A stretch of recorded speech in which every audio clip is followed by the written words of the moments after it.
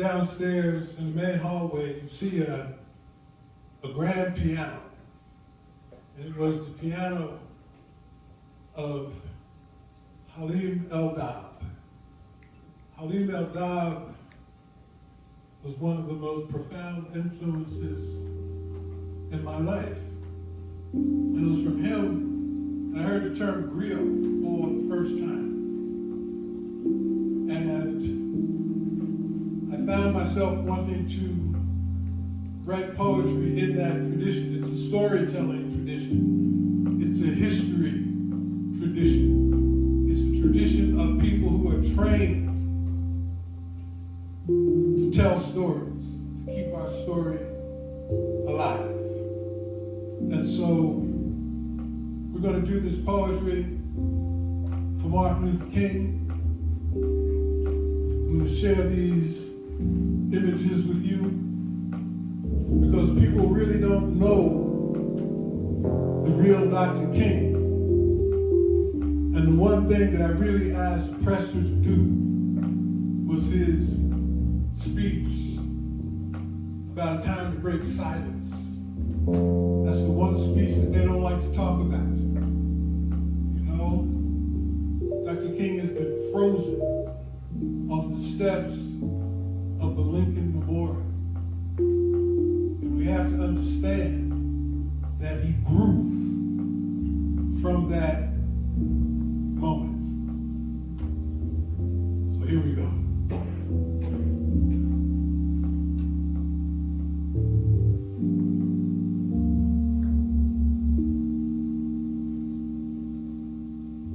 To whom do I say, it is because of our living dead that I speak? Hear their words, the words of our departed, the faces forgotten or never seen, the lives intuitively felt, the dreaming of our dead inhabiting our bodies, making them ache.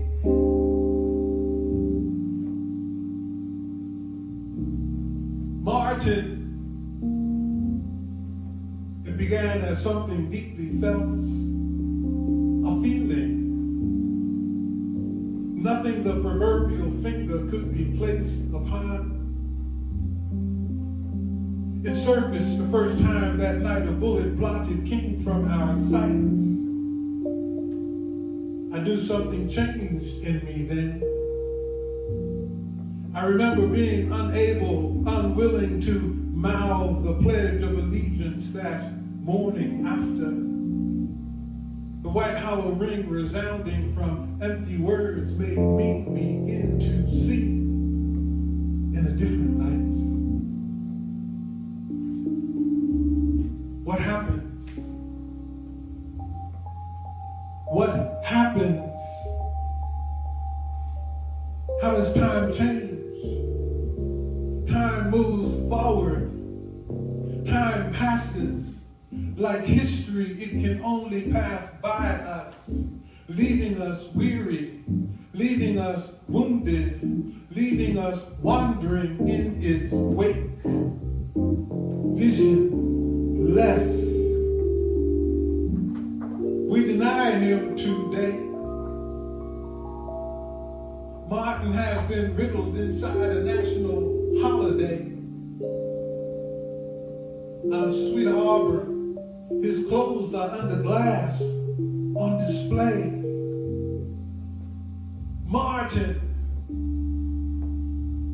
the old woman looked him in the eyes, told him, my feet is tired, but my soul is rested. It began in tried and true soul movement. The movement came to life in people whose names we can never know. They knew his heart. In him they saw their own light. Martin. Montgomery to Memphis. In forgotten places earth force people knew him, came out to touch him. They knew the cross he bore.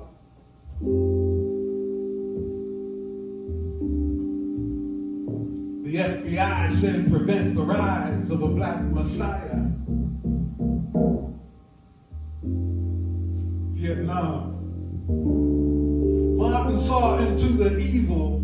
He tried to save white America's sin-sick soul. He sermoned from the mount. From prince, he became pariah.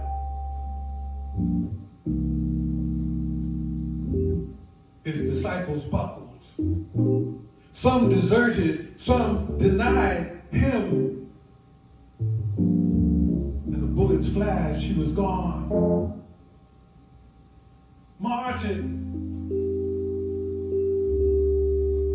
there is no way to forget the mule-drawn wagon, the black, the sobbing faces, the plain brown casket, the peeping Tom cameras, and that sign, Ebenezer Baptist Church, and the singing, precious Lord, take my hand, lead me on, let me stand.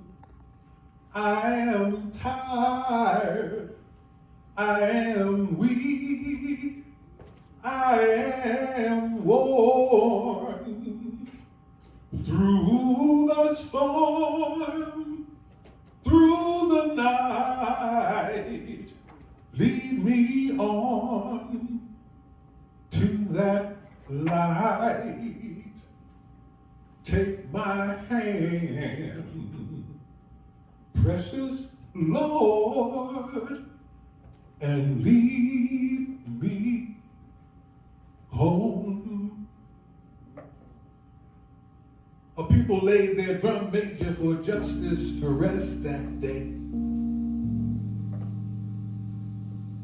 Today, his words are sold, his image mass marketed, in the city streets named in his honor.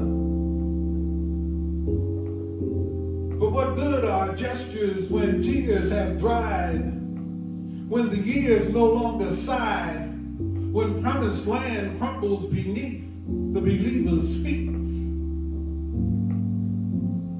Martin,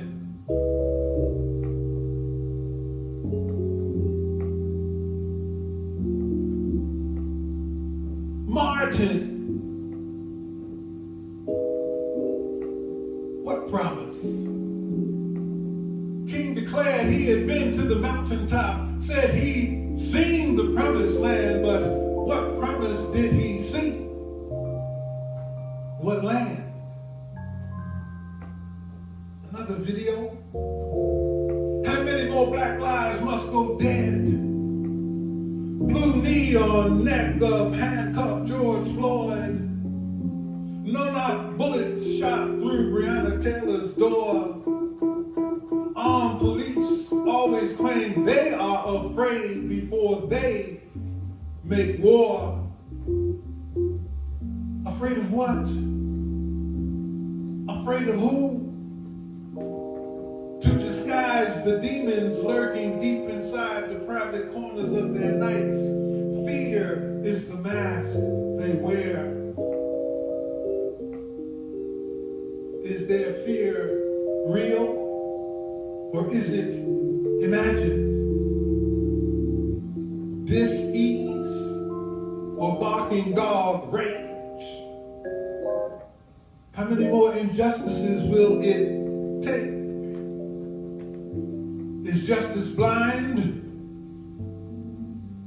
or is she just blindfolded?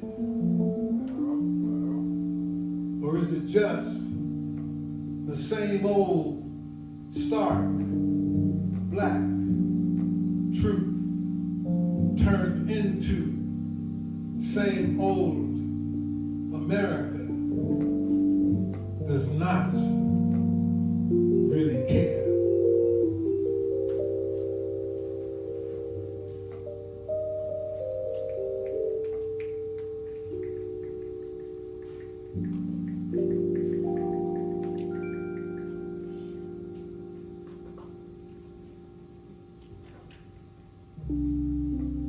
Not free. Not free. We live in a country that loves to talk about its symbols. And there's one great symbol. They need to take it out of New York Harbor. They need to take it out of New York Harbor because they are lying in her face. Statue of Liberty stands in New York Harbor, facing east, calling out, "Give me your tired, your poor, your huddled masses yearning to be free." While 47 and his MAGA henchmen gleefully execute mass ice raids behind her back, locking up the wretched refuse behind the padlocked golden door. And the politricksters justify alligator Alcatraz, trying to convince the not blind amongst us to not believe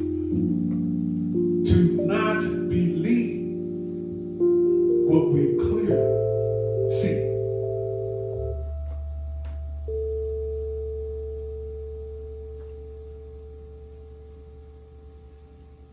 But the Creator has a master plan.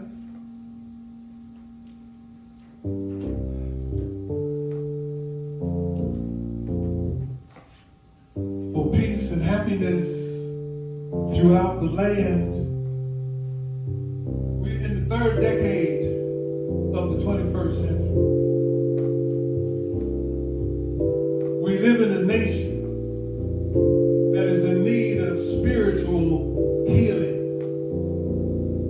We are a people in need of spiritual healing. And we have artists, black, white, and everybody in between, that can help us heal. Because healing is what we need.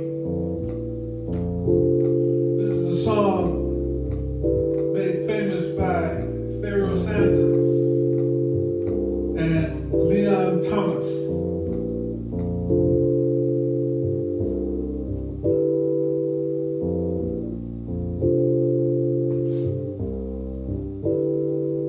One of my favorite songs.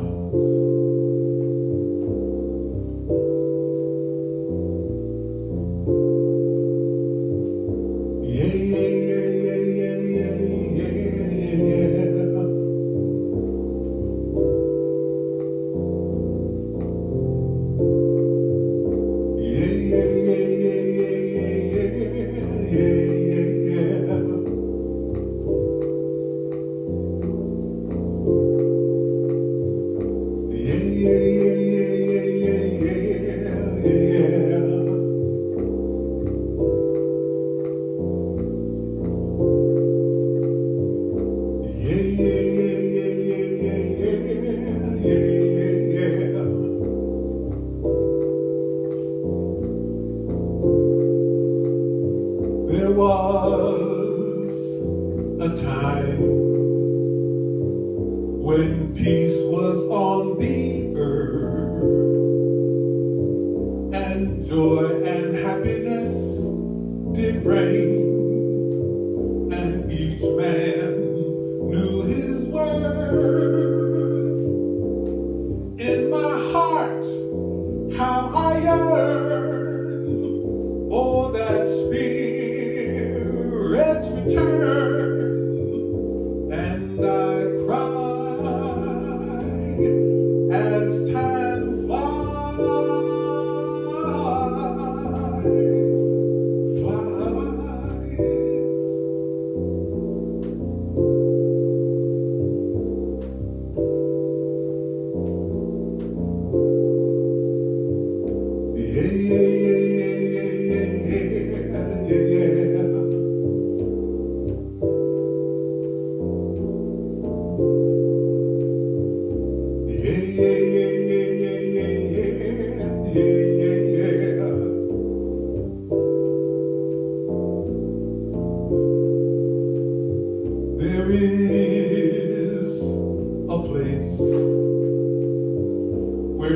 love will always shine, and rainbows are the clouds above, a love that's so divine, and the glow of that love is like the sky up above, and it's free. Can't you see? Come with me. The Creator has a master plan for peace and happiness for every man. The Creator has a master plan for peace, love, happiness through all the land. The Creator has but one demand for peace, happiness through all the land. Through all the land. The power of love, the power of love, the power of love, the power of love, the power of love, the power of love. The Creator has a master plan for peace and happiness through all the land. The Creator has but one demand, peace and happiness for every man. The Creator has but one demand, the power of love. Love, love, love.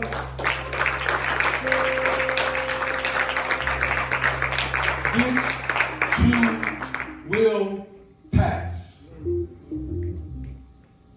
The problem is not Donald Trump. Donald Trump represents an element that has always existed in this country. It has always existed in this country. And I'll leave you with this. At our academic affairs retreat, I guess that was back in August or whenever, you know, I spent most of my teaching career, and I even said this to both former President Warren and our President Dicon. I spent most of my career, when I retired from here, it'd be 33 years and 7 months. For most of my time here, I told them I try not to know people like you. I didn't want to be in the room with people like you. My father used to always say, you got to get your foot in the door. You got to get your foot in the door. Well, shit, I done got my foot in the door. I've been inside the room. And it only confirmed for me what I thought all along. These people don't care about us. Their bottom line is money. The state legislature is practicing extortion. And they want to see how much we'll take. And I think now, for all of the good and the decent people in America, now is the time to stand the fuck up and deal with this. And deal with this. Because it's not going away unless we make it go away. It's that simple. And I learned that being in this space. When I arrived at Kent State, this was the student union. I arrived here 2 years after Black United Students walked off campus in 1968. So we're essentially the only program that forced its way into the university. And we've been the unwanted foster child ever since. Ever since. But that's all right. Because now the rest of the country is finding out what we've been saying all along. President Daikon started that meeting by asking people, was there anyone in the room who's lived under an authoritarian government? And I just kind of chuckled. I didn't say anything. You know, because they just expect me to be the angry black man, and I just ain't playing. Am I angry? Yes. How can you be black in America and not be angry? What's up? And yes, we've lived under authoritarian governments. The federal government, the state government, county governments, local governments. So we know what the deal is. But that has not stopped us. So we learn how to make a way out of no way. And that's what everybody else has to learn how to do. Because the black experience is the template for how to make this country and this world better. And as Martin Luther King said, we just want America to be the America that you say you are on paper. Donald Trump ain't the first president who lied. George Washington lied. Thomas Jefferson lied. And they want us to teach history. No, they don't. They want us to teach the federal, but no, they don't. They don't. They have no clue. They can only delay the inevitable. By the time this generation of students becomes my age, the people who call themselves white will no longer be the majority population in the United States of America. That was never, ever in the vision of a future that the founding fathers had. So they don't know how to deal with this. They don't know how to deal with it. But they can't change it. They can't stop the forward motion of history. And I will say to you, history does not repeat itself. History is always spiraling forward. All we can do is miss our historical moment, and history will pass us by.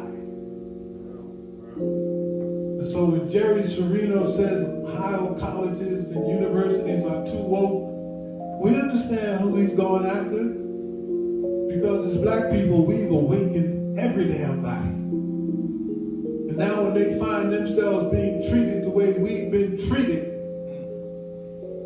now the whole country needs to stand up and take it back. Because the country belongs to the people, and we're the people. I want to thank you for coming out.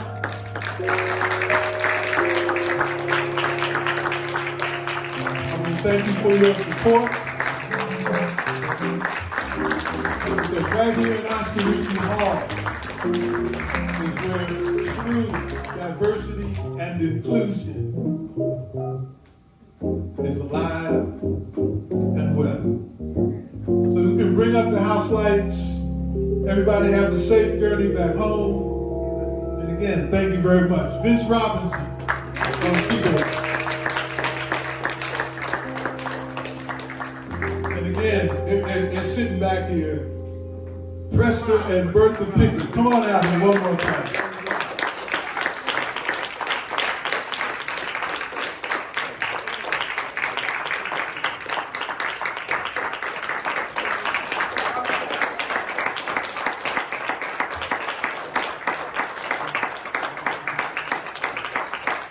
It was Bertha who taught me how to sing that verse from Precious Lord.